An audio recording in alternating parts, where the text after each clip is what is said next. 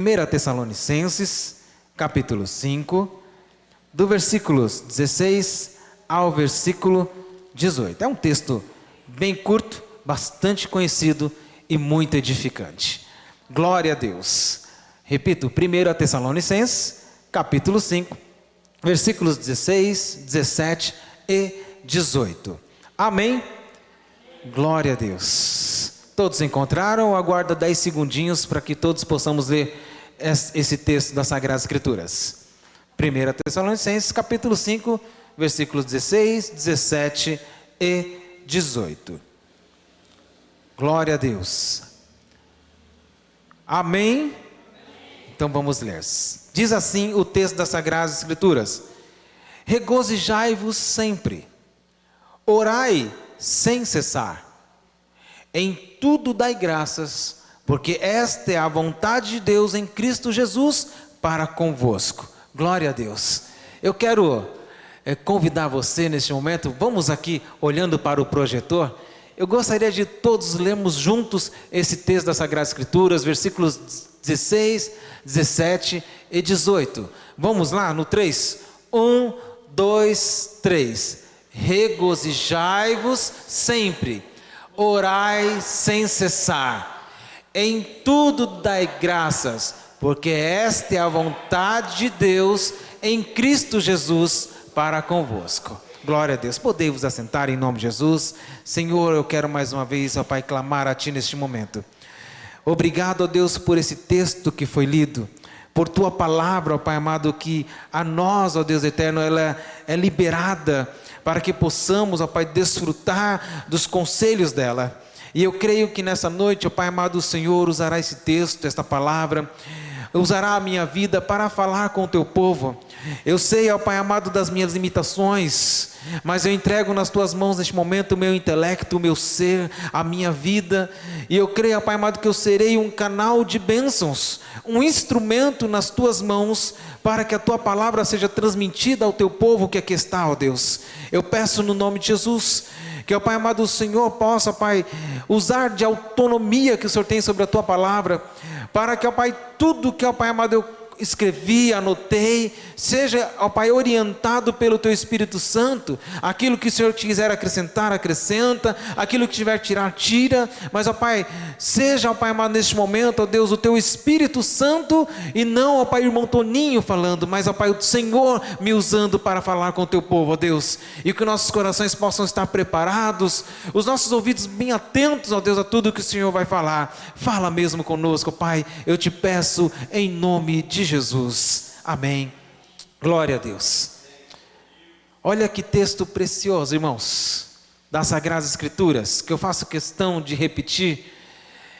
Um texto que diz: regozijai-vos sempre, estejam sempre alegres, orai sem cessar, orai incessantemente, em tudo dai graças, porque essa é a vontade de Deus em Jesus Cristo para convosco.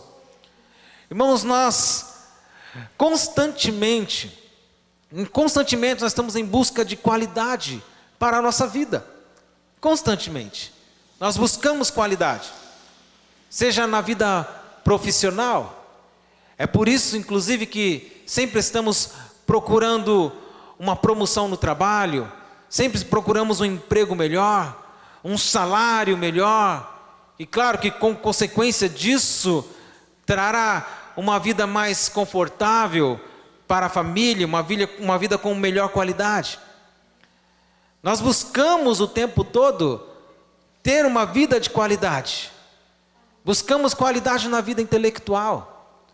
Por isso que nós sempre estamos estudando, investindo em cursos, nós lemos, buscamos conhecimento, buscamos consequentemente qualidade para a família, mais qualidade. Estamos consequentemente buscando qualidade para o casamento. Por isso que participamos dos encontros e dos cursos para casais da primeira Igreja Batista Renovada do Parque Estela. Porque queremos investir, queremos mais qualidade. E assim vai por diante. Sempre buscamos qualidade. Mas, irmãos, quando se trata trata da vida espiritual, parece que ela fica em segundo plano. Quando não, nem sequer entra nos planos. Nós buscamos qualidade em tudo, uma melhor qualidade em tudo na nossa vida. Mas parece que quando se trata da vida espiritual, nós não tratamos ela com a mesma importância. Ou a maioria não trata ela com a mesma importância. Se nós tratássemos a nossa vida espiritual e buscássemos ter uma qualidade na vida espiritual, como buscamos nas outras áreas, não sofreríamos tanto espiritualmente. Não sofreríamos. Irmãos, amados, amadas de Deus, nesse texto aqui, o apóstolo Paulo, ele está fazendo as suas considerações finais aos Tessalonicenses. E é claro, ele está trazendo aqui lições riquíssimas, instruções maravilhosas, que se aplicam também nos nossos dias de hoje, que nos servem, são lições valiosas para os nossos dias. Paulo, nesse texto, ele está dizendo que a nossa alegria, ele está dizendo que as nossas orações, ele está dizendo que os nossos agradecimentos a Deus, eles não devem oscilar com as circunstâncias ou com o nosso estado de ânimo. Não devem.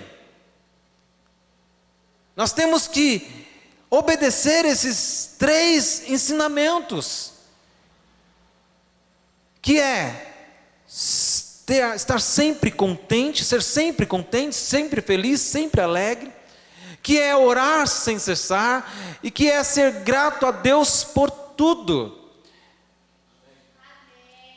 Esses ensinamentos aqui, irmãos, geralmente eles vão contra a nossa inclinação natural. Vai contra a nossa inclinação natural. Quem é, irmãos, que vive uma vida somente de alegria? Quem realmente consegue dedicar-se a uma vida de oração contínua? Quem realmente é grato a Deus por tudo? Quem? Talvez não pareça, melhor dizendo, não pareça, mas essas pequenas atitudes, aqui entre aspas, elas implicam diretamente na qualidade de vida espiritual de todo cristão. Implicam diretamente. Amados de Deus, uma vida cristã de qualidade tem de ser vivida numa atmosfera de contínua alegria, de contínua oração e de gratidão a Deus. O texto que nós lemos, ele nos mostra esses ensinamentos que nos ajudam a ter uma vida espiritual com mais qualidade. Com mais qualidade. Aqui existem pelo menos 3 ensinamentos, dentre muitos. Mas Paulo, ele nos oferece nesse texto, aqui ele nos fornece nesse texto, pelo menos 3 atitudes que todo cristão, quando ele se dedica a ela, quando ele passa a tomar essas atitudes, ele experimenta uma melhora na qualidade de vida espiritual. A primeira delas é que nós aprendemos a ser alegres, independente da circunstância. Ser feliz independente das circunstâncias. O texto nos mostra no versículo 16: regozijai-vos sempre. Sempre. Irmãos, nesse versículo, o que Paulo está sugerindo é que todo cristão, ele precisa se regozijar mesmo quando está sendo perseguido. Mesmo quando está sendo perseguido, porque a igreja de Tessalônica estavam os primeiros europeus convertidos, e por causa disso, a igreja estava sofrendo perseguições. Então Paulo está dizendo assim: mesmo nas perseguições, estejam alegres, sejam felizes. Todos nós sabemos que O cristão, assim como qualquer outra pessoa, sofre por momentos de tristezas. Todo cristão tem seus momentos de alegria, mas também tem os seus momentos de grandes tristezas, grandes dificuldades. E as Sagradas Escrituras estão nos desafiando nesse texto a ser alegre e não estar alegre. A ser alegre e não estar alegre. Existe uma diferença muito grande entre ser e estar. Existe uma diferença. Ser é um verbo que dá sentido de existência. Ser é um verbo que denota característica de uma pessoa, característica de uma coisa. Estar não. Estar é um verbo que expressa lugar, expressa tempo. É um verbo que expressa o estado de uma pessoa. É o estado definido pelos momentos, delimitado a uma ação. É como, por exemplo, eu olhar para essa parede. Vai ficar mais claro eu explicando dessa maneira. Essa parede, na sua opinião, ela é branca ou está branca? Na minha opinião, essa parede está branca e não é branca. Porque a qualquer momento, alguém pode pintar ela de uma outra cor. E ela deixa de ser branca. Então ela não é branca, ela está branca. Deu para entender? Agora vamos colocar o exemplo de uma flor. Vamos supor que essa flor aqui ela seja natural. Ela nasceu branca. Então ela é branca. Ela não vai mudar a sua essência. Ela é branca. O que Deus está querendo dizer para você nessa noite? Que você, em Deus, é feliz. Você é feliz. É uma condição permanente, é imutável, é uma definição. Ser é uma definição, você é feliz, você é alegre. É diferente de estar alegre. É diferente, porque estar alegre, irmãos, é uma condição de uma pessoa que depende da circunstância. Dependendo do dia, dependendo do momento, dependendo da situação, dependendo da circunstância, essa pessoa está alegre ou não está alegre. Mas em Cristo Jesus nós somos alegres. O cristão deve ser alegre.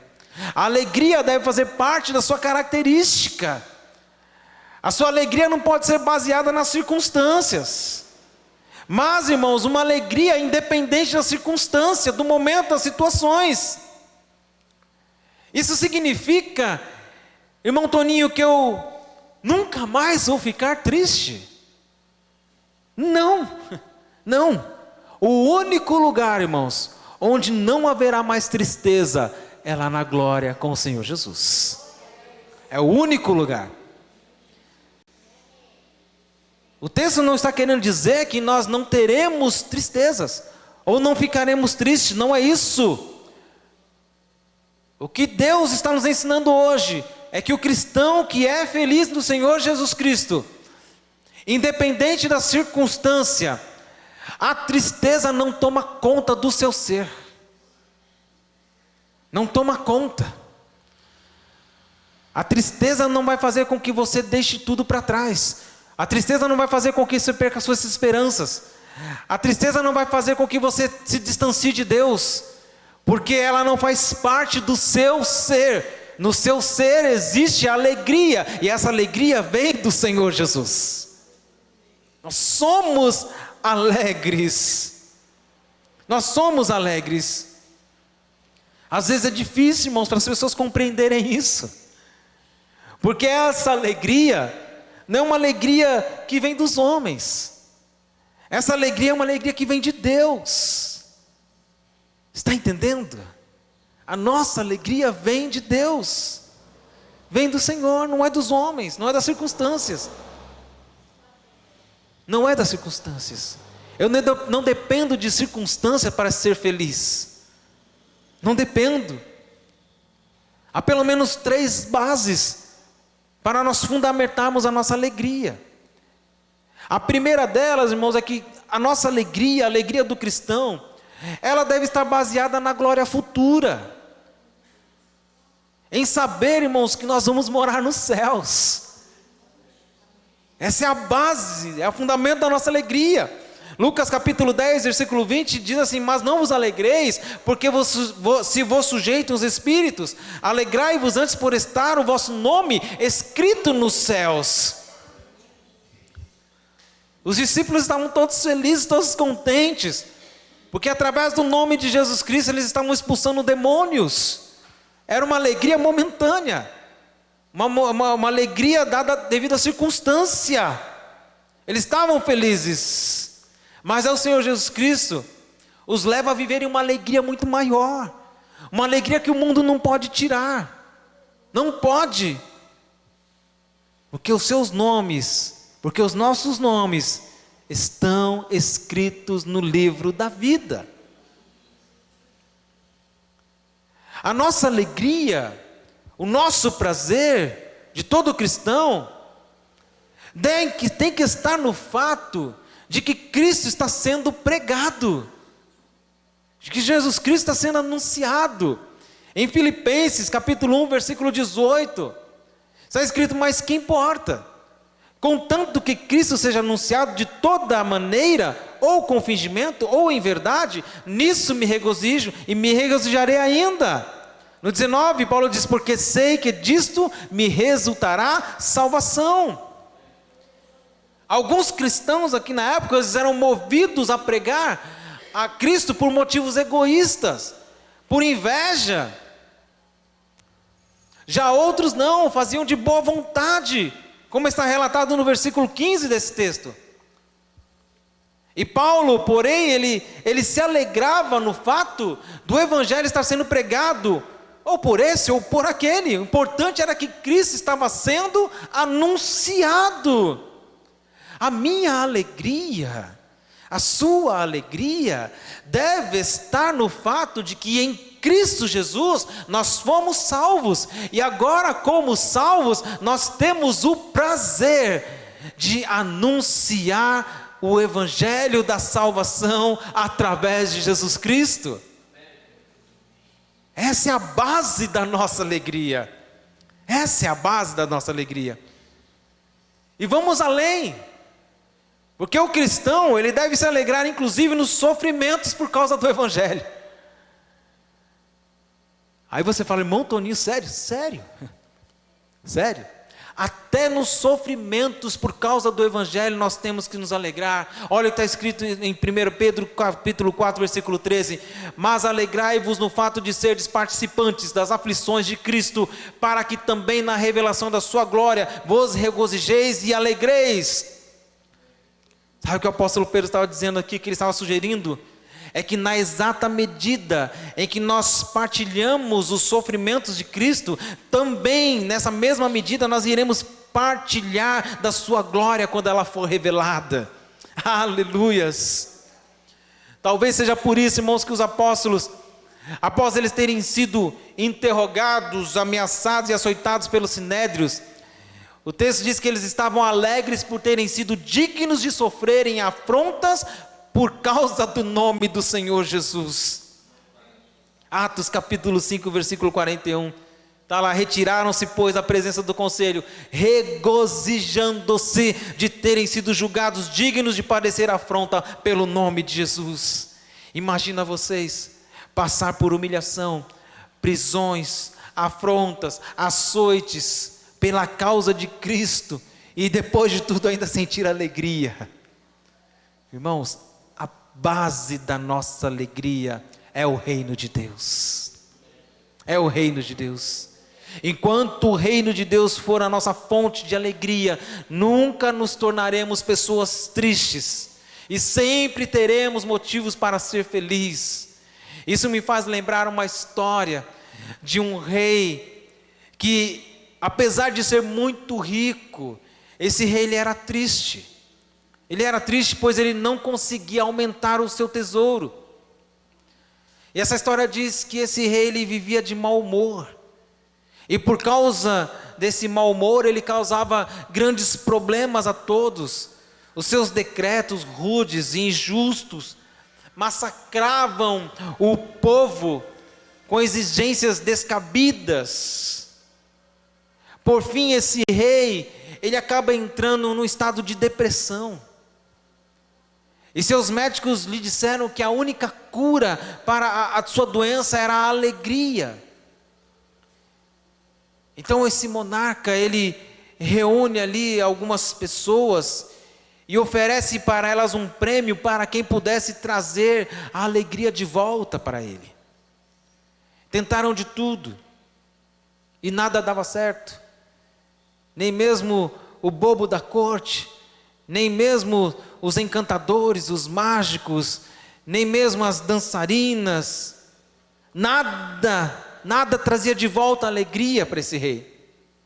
Então, os amigos do rei, eles resolveram consultar um sábio que havia ali na época. Esse sábio disse: procurem o homem mais feliz de todo o reino, e vocês busquem a camisa desse homem, vistam essa camisa no rei, então a alegria do rei tornará ele. Então esses homens fizeram ali uma grande investigação para descobrir quem era o homem mais feliz de todo o reino. E para surpresa desses homens, desses investigadores, o homem mais feliz, ele morava num casebre muito simples, distante do reino, distante daquela região toda luxuosa. A sua mulher, os seus filhos trabalhavam de sol a sol, ao cabo da enxada, para conseguir se manter, mas ali sempre unidos, passavam o dia rindo, cantando, louvando. Então os investigadores contaram o problema para aquele homem, e falaram para ele: nos dá então uma das suas camisas, depois de ter explicado tudo. E para surpresa deles, aquele homem não tinha uma camisa, de tão pobre que ele era, não tinha uma camisa. Então eles perguntaram: mas como você consegue ser tão feliz, vivendo com tão pouco? Esse homem dá uma resposta, olha que resposta gloriosa. Ele fala assim: nós somos felizes porque servimos a Deus e o seu reino está no nosso coração. Aleluias. Irmãos, o que a Sagrada Escritura está nos dizendo é que existe uma alegria que não vem dos homens, não vem dos momentos bons, não vem das conquistas, não vem das vitórias. Não é uma alegria temporária. É uma alegria que Deus, somente Ele pode nos dar. É uma alegria que ultrapassa o limite da compreensão.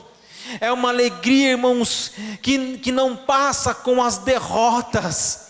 É uma alegria, irmãos, que ela não passa com as perdas da vida.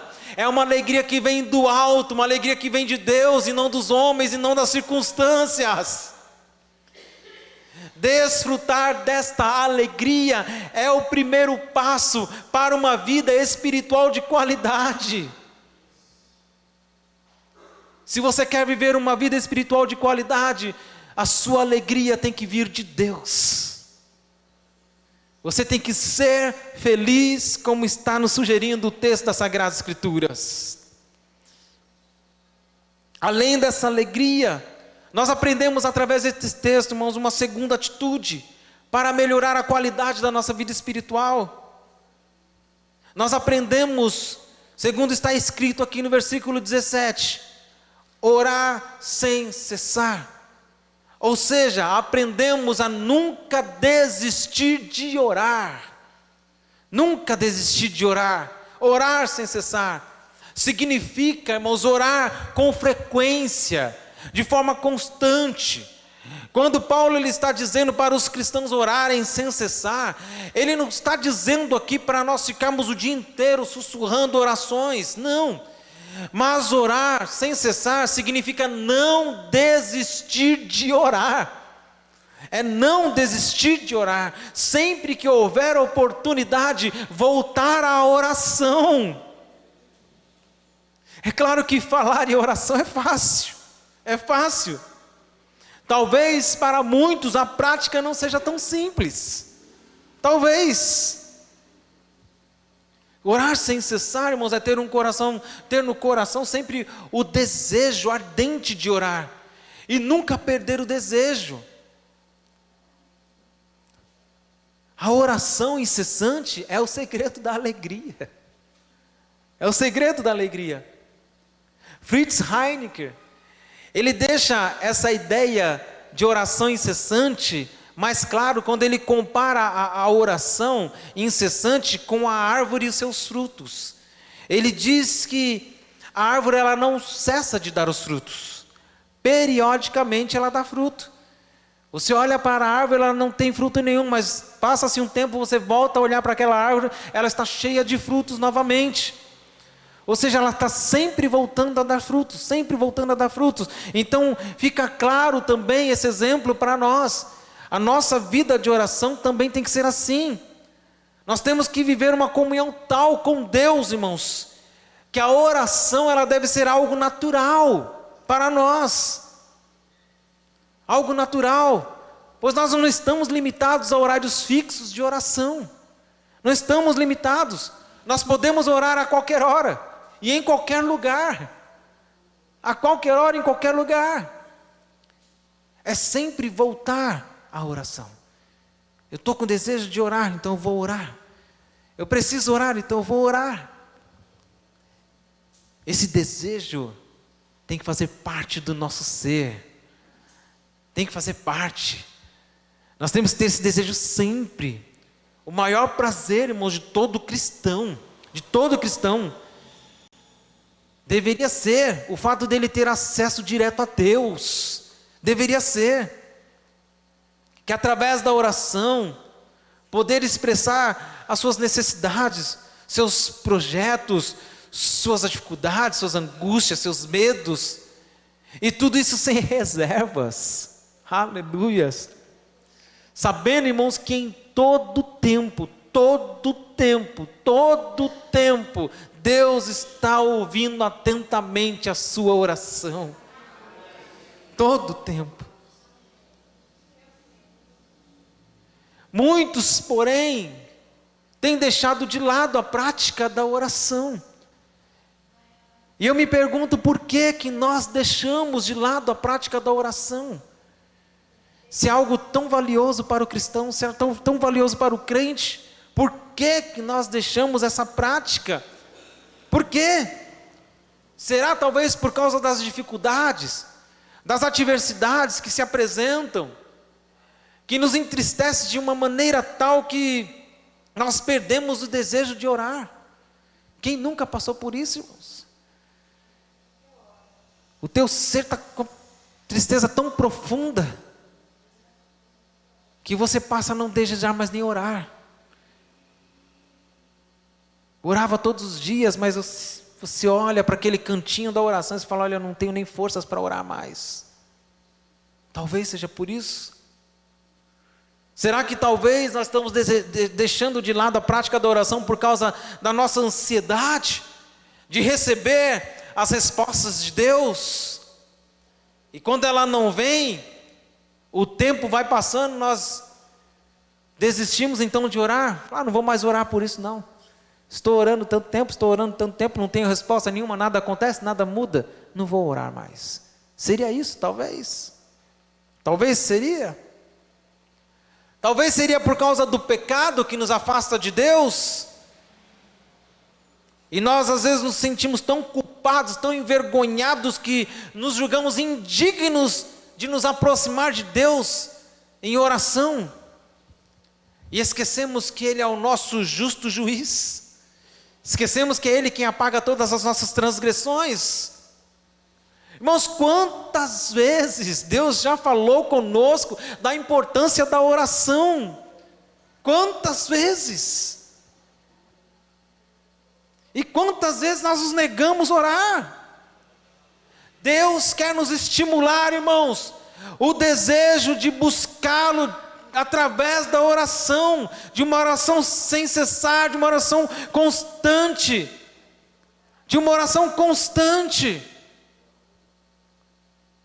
Jesus nos dá um grande exemplo de oração incessante lá no livro de Lucas, capítulo 18. A partir do versículo 2, ele conta uma parábola dizendo que havia uma cidade de um certo juiz, que nem a Deus temia, nem respeitava o homem.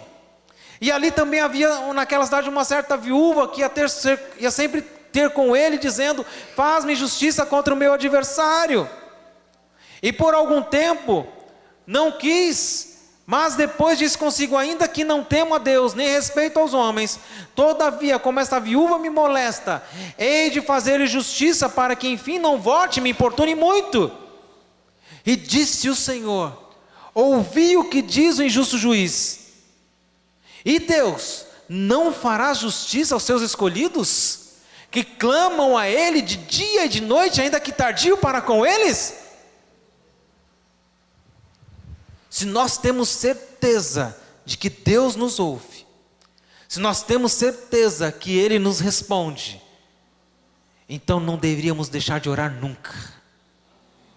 Nunca, porque sabemos que Deus nos ouve, que Deus fará justiça àqueles que clamam a Ele de dia e noite. Sempre, irmão, sempre que desejar, volte à oração. Deus quer estreitar, irmãos, através da oração, seu relacionamento com Ele, está entendendo? Ele quer, irmãos, que nós passemos momentos gloriosos na sua presença através da oração. Irmãos, Deus deveria ser a pessoa que nós mais tivéssemos o desejo de conversar, mais. Não tem amigo melhor, não tem conselheiro melhor, não tem pessoa melhor para poder colocar para fora tudo o que está acontecendo. Tem que ser aos pés do Senhor Jesus. Ele está escutando com toda a atenção a tua oração. Não deixe de orar. Não deixe. Se você quer viver uma vida espiritual de qualidade, você não pode deixar de orar. Seja buscando momentos de dificuldade, ou seja momentos de alegrias, ou seja momentos neutros, sempre busque a Deus, converse com Ele todos os dias. Marque um momento todo dia: Senhor, olha, eu não vejo a hora de chegar em casa, eu não vejo a hora de orar com o Senhor, não vejo a hora de falar contigo. Tem que ser o nosso desejo, se nós quisermos termos uma vida espiritual de qualidade. E para nós finalizarmos, irmãos, além de ser feliz, além de ter uma vida de oração, nós aprendemos nesse texto a ser grato a Deus por tudo. Em tudo dai graças. Isso quer dizer, irmãos, que o cristão deve dar graças a Deus em todas as circunstâncias. Todas as circunstâncias. Eu, por diversas vezes, confesso que eu relutei contra esse texto. Eu não conseguia entender o que Paulo queria ensinar nesse versículo, quando ele diz: em tudo dai graça. Porque na minha mente vinha a pergunta, que talvez vinha na sua também, ou vem na sua cabeça também, na sua mente: eu tenho que dar graças a Deus quando alguma coisa ruim me acontece? Porque, irmãos, dar graças a Deus quando tudo vai bem é fácil. Mas eu tenho que dar graças a Deus quando as coisas ruins também acontecem na minha vida? Claro que você não vai agradecer a Deus pelo que aconteceu de ruim. Você vai agradecer a Deus por tudo que Deus está fazendo dentro dessa circunstância contrária na sua vida. Você vai agradecer a Deus por tudo que Ele está te ensinando. Você vai agradecer a Deus pela forma como Ele está agindo, que vai te levar a um momento muito maior e melhor na presença dEle, depois de você passar por essa circunstância contrária. Romanos capítulo 8, 28, e sabemos que todas as coisas contribuem juntamente para o bem daqueles que amam a Deus, daqueles que são chamados por seu decreto. Aleluias! Irmãos, Deus tem um propósito por trás de todas as circunstâncias. Deus tem um propósito. Então, uma pessoa grata a Deus por tudo, é uma pessoa que demonstra o quanto reconhece que Deus, Ele é soberano e Senhor sobre a sua vida. E que a sua vida está no controle das mãos de Deus. Isso é ser grato a Deus, até mesmo nas circunstâncias contrárias. É reconhecer, Senhor, eu sei que isso que está acontecendo na minha vida não fugiu do controle das tuas mãos. E se o Senhor está permitindo, é porque o Senhor quer me levar a um nível maior. Isso vai passar. E eu vou desfrutar a vitória. Isso é ser grato a Deus nas circunstâncias difíceis. Eu relutava contra esse texto, até entender isso. Será que nós temos realmente um coração grato a Deus pelo que Ele faz, irmãos? Será que talvez nós estamos sendo gratos a Deus apenas pelas coisas boas? Às vezes nós não agradecemos a Deus nem sequer pelas coisas boas simples. Agradecer pelo pão de cada dia, agradecer pelo trabalho, agradecer pelo fôlego de vida, agradecer pela família, agradecer porque estamos na igreja. Às vezes são coisas simples, que nós nem sequer lembramos de agradecer. Se nós não agradecemos as coisas simples, quanto mais as extraordinárias. Muito menos as ruins. Mas hoje, Deus está nos ensinando, irmãos, a ser gratos a Ele por tudo. Por tudo. Ser grato a Ele por tudo. Se você quer viver uma vida espiritual de qualidade, aprenda essas 3 lições. Primeiro, ser feliz em Cristo Jesus. Segundo, orar sem cessar. Sempre voltar a Deus e buscar a Deus em oração. Em terceiro lugar, ser grato a Deus por tudo. Se você aplicar essas 3 lições na sua vida, com certeza você vai começar a viver uma vida espiritual de melhor qualidade. Poderíamos, é claro, incluir algumas outras atitudes aqui, como por exemplo a santificação, o amor ao próximo, o servir a Deus, mas vamos se ater a essas 3 lições que está nesse texto aqui, de 1 Tessalonicenses capítulo 5, do versículo 16 ao versículo 18. Porque, irmãos, somente uma pessoa que tem a alegria proporcionada pelo Espírito Santo, leva uma vida constante de oração, ela é capaz de entender os propósitos de Deus e ser grata a Ele por tudo. Por tudo. Portanto, apliquemos essas 3 lições aqui, que Deus nos traz hoje de uma forma tão carinhosa. Deus abençoe a sua vida.